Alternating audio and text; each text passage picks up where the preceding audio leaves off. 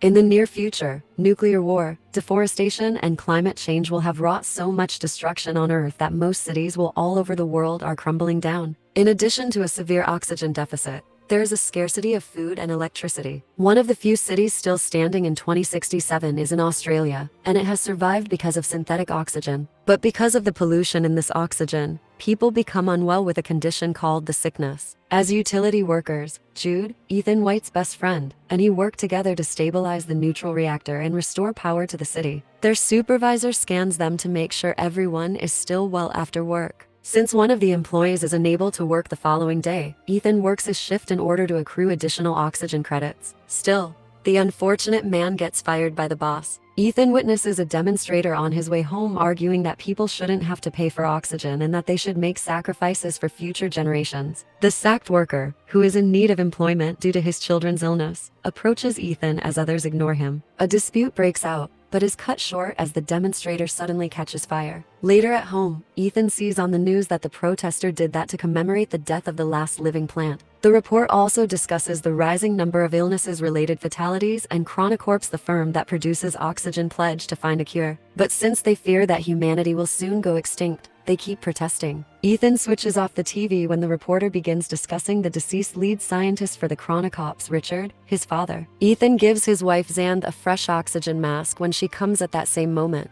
As they fool around, Xand suddenly vomits blood because she's got the sickness, but Xand assures Ethan that she's fine. Jude arrives after a while, and Ethan is called to the Chronocorps offices. Before bringing them to the lab, Regina, the chief technology officer of the firm, tells them that Ethan can help them preserve humanity. As it happens, Richard created the Chronicle, a time machine that they are currently working on. 20 years ago, they have been testing it for a few minutes by sending a clock, but they have also sent radio waves and received a reply saying send Ethan White from 400 years in the future. Regina theorizes that people from the future found the cure for the sickness and will only give it to Ethan. Ethan must locate the senders of the message in order to return, as the team is clueless about how to bring him back. Ethan and Jude head to a pub following the meeting so that Ethan can consider Regina's suggestion. Jude reminds Ethan that leaving could save Xand for years to come, but staying would mean her death. Ethan is reluctant to leave Xand. Jude tries to bring up Richard, but Ethan tells him that his father vanished, leaving his 8-year-old kid with nothing but a strange wrist device and a self-delete note. Ethan declines to do the same to Xand, because he believes that his mother would not have passed away if Richard had been alive. Jude feels that Xand needs to be saved in order for him to avoid being like Richard. Ethan muses about his 7th birthday after Jude departs. After waiting all day for his father, Richard finally showed up, and his gift was an odd box. Little Ethan's hand was placed inside the box, and he told him that one day he would have to make a crucial decision. Suddenly, an electronic bracelet tightened around his wrist, causing it to bleed. Richard told the youngster that the bracelet wouldn't come off as the boy sobbed and left the house in defiance of his wife's objections. Then, driven by a strong memory of his mother's passing, Ethan makes the decision to return home and inform Xand of Chronocorp's scheme. He is reluctant to part from her, but Xand begs him to have faith and not let her be an excuse for not saving humanity. She expresses fear as well as mentioning all the students in her class who have passed away. Later that night, as Ethan visits the rooftop to observe the city, he remembers the day his mother passed away on the streets and attempts in vain to take off the bracelet. Jude discovered him that day and gave him his oxygen mask. Ethan screams in the present while he decides. The next morning, Ethan leaves a metal flower for Xand with a promise that he'll return, unaware that she's actually awake and crying. Upon arriving to the Chronocorp's office, he strikes a bargain with Regina, promising not to leave until Xand receives the first dosage of the cure. Regina agrees, and they head straight to the lab, where Ethan is shown by the scientists how to operate the unique suit and Archie a tiny pocket computer. Jude also makes an appearance to offer his support and pledge to keep an eye on Xander. When he's ready, Ethan enters the machine, and as soon as he does, lightning envelops his body and propels him into the future with a rush of energy. Ethan descends rapidly through a hole in the sky, passing out as soon as he lands in the middle of a rainforest. When Ethan wakes up, he notices his suit is burning and immediately takes it off, crawling away from it right before it explodes. Then Ethan's body has to take a moment to get used to the sunlight and the clean oxygen, which have allowed vegetation to regrow in the whole area. After admiring nature for a while, Ethan uses Archie to check his location, but Archie can't connect to any satellite. He ends up releasing a magnet into the ground which allows Archie to sense nearby structures, and she guides Archie to the nearest facility.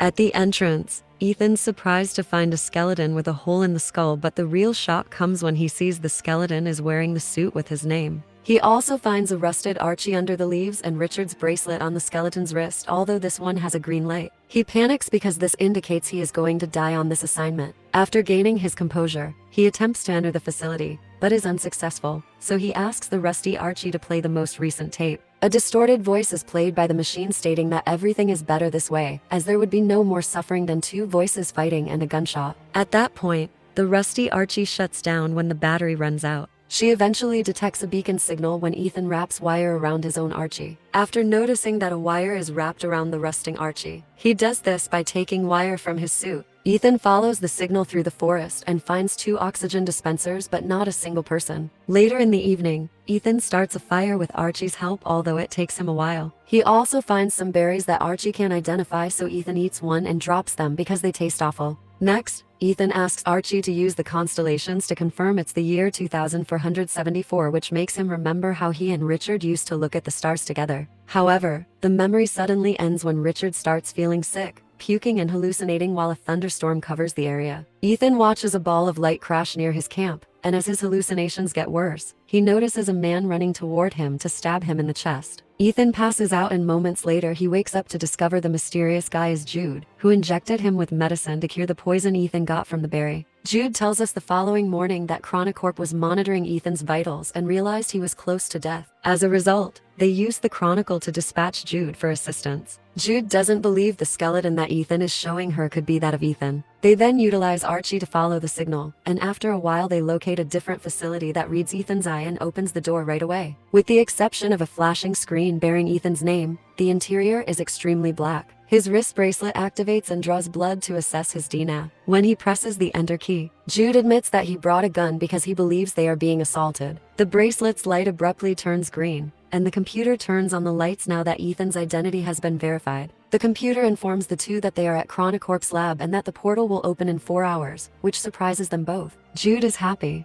but Ethan worries since his bracelet matches the skeletons in color. Next, Ethan checks the computer logs and finds a holographic recording by Richard from the time he worked for Chronocorp. Richard clarified that when the air got breathable in the future, a monitoring station buried there would transmit data. The crew expected a response from 2474 in the following entry, but all they got was the instruction to send Ethan White. Regina requested that the item be sent right away, but the report said that there was a power outage in 2474. Ethan is informed by the computer that there is a problem with the nuclear core power as the lab system abruptly shuts down. When Ethan has Archie perform a diagnostic, they find that the power feed is tainted, which means they cannot go back to 2067. The computer also alerts them to the possibility of a nuclear explosion if they don't resolve the problem before the countdown expires. Jude quickly gathers tools, but Ethan is stuck discussing the ramifications of what they've discovered, namely that Chronocorp was aware of the power outage long before they called him, and that the message was set from here, indicating that they had corrected the location and discovered a remedy. He questions Chronocorp's decision to send Jude rather than a medic in the event of a power outage, to which Jude only responds that he was the sole volunteer. Jude then demands that they go to work on the repairs, but Ethan wants to assess their circumstances first, which almost makes Jude snappy. Jude calms down when Ethan backs off and encourages him to realize how serious the situation is. Ethan agrees to travel to the access tunnel for repairs on the condition that they look for the message's source afterwards. When the two reach the city after crossing the forest, they discover it to be in ruins and overgrown with greenery. As they explore the area, they find a lot of skeletons, and Ethan realizes nobody survived the year Hekami from. The earth just waited for humans to die and then replenished itself. Getting worried, they go to Zan's school and find the skeletons of the students, meaning they died right there in the classroom. If nobody was around to move the bodies, Ethan can't help assuming they'll fail the mission. Then he finds one more skeleton. It's Zan's, and the metal flower is in her hand. As grief takes over his mind, Ethan remembers the night Richard called them to meet somewhere, but they were followed by a stranger who killed his mother and stole Ethan's oxygen mask. Richard never showed up, but Jude found Ethan and saved him. Jude calms Ethan down as he is having a panic attack due to the memories. Ethan sobs and laments, abandoning Zan by herself, believing that nothing will be able to alter. Ethan is shocked by Jude's statement that they are better off because no one is hurting anymore, as he had heard the same words from the rusting Archie. Ethan plays the footage again to be sure, and this time he discovers that Jude shoots him to end the quarrel. Since there isn't a fight going on, Ethan asks Jude why he is carrying a gun at that precise moment. They argue for a while until Archie points out that the nuclear detonation has 2 hours remaining. Jude drags Ethan to the tunnels and they notice the nuclear core is fried, so they'll have to reroute the power. Their attempts to do so immediately fail and the computer tries to shut down the door for safety. Jude manages to block it with a metal bar, but when Ethan hears the computer say that the chamber needs depressurization, he removes the bar, leaving Jude outside to save him. Then Ethan activates the oxygen purge, which restores the power but causes him to faint. A desperate Jude breaks the glass, letting oxygen back inside to keep Ethan alive. Afterward, the duo returns to the lab and learns that they only have 37 minutes before the portal launch. Suddenly, Ethan opens a door and discovers it leads to his skeleton, which makes him accept that he can't change fate. While Ethan switches the batteries of the two Archies, he accuses Jude of planning to shoot him.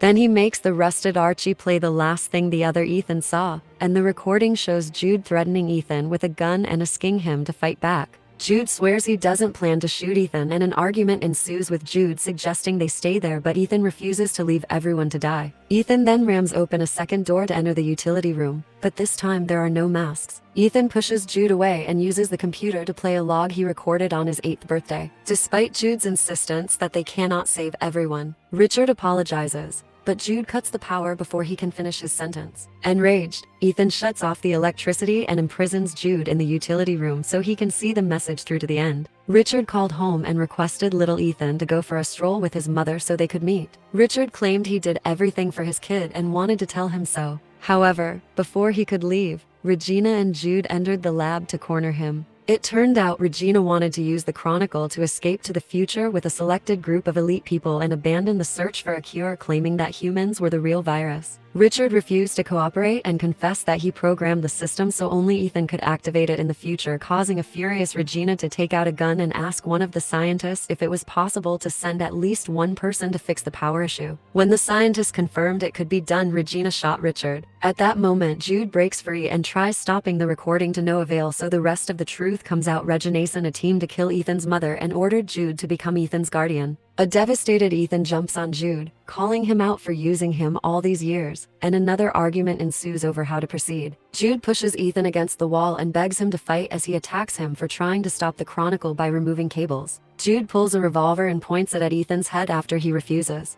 but Ethan doesn't resist, saying he has faith in his brother. Jude feels guilty about their first encounter after witnessing Ethan in such agony. As a result, he apologizes to Ethan and then deletes himself. Regina gives the order for a guard to assassinate Ethan as soon as they arrive in the future, while she is preparing the elite group for their escape in the present. Back to Ethan, he has a breakdown and reaches for Jude's hand, only snapping out of it when the computer reacts to the ping sent by Regina's team. This finally makes him realize that the person in the lab who has been doing all the things is himself, so he writes the "Send Ethan White" message with a plan in mind. In the present, Regina waits for the countdown to reach 0, but instead of a portal opening, the Chronicle shuts down. A gift from Ethan that includes a can of plants, a film depicting Richard's murder, and a number of plants is discovered within the machine. To ensure that it is never used again, Ethan destroys the Chronicle. In the future, present-day newscasts will soon discuss Regina's apprehension and the ways in which scientists are collaborating with plants to initiate ecological restoration. Because the can bears Zan's name, a Chronicop employee gives it to her. When she opens it and finds a real flower, she sobs. Jude's body is buried beside the river in the future, and Ethan places the metal flower on the grave. Suddenly, he sees a butterfly nearby, and as he remembers his father teaching him that everything in the universe is connected through time, Ethan rushes back to the facility to discover his skeleton is gone. Excited about the possible changes, Ethan runs through the forest to reach the city again, and this time he discovers humanity has survived and developed buildings that safely blend with nature.